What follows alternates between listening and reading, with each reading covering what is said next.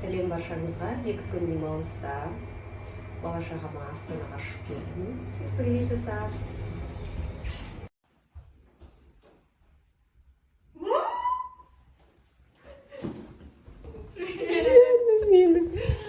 Вот так, ханым. Жаным менің, әнім менің сәнім. Тұңғышым менің, тұңғышым. Ангелочек, цветочек. Жаным, күтмедің бе маманы? Күтмедің бе маманы? Мама хотела сюрприз сделать вам. Қайсы мама қараш?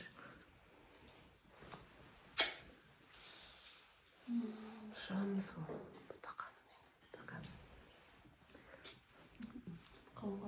жақсы.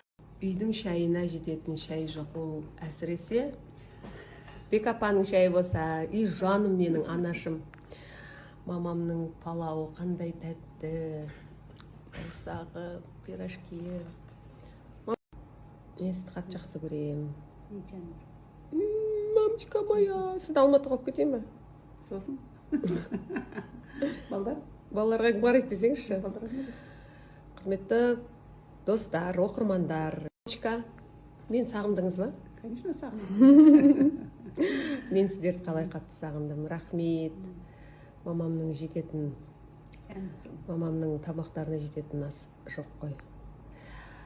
Мам, мен Алматыда түсірілімде жүргенде балаларыңа кім қарайды деп көп сұрақ жолдайсыздар. Міне менің 4 балама қарайтын менің анашым. Мама, деніңіз сау болсын, ғұмырлы болыңыз. Сізге көп рахмет.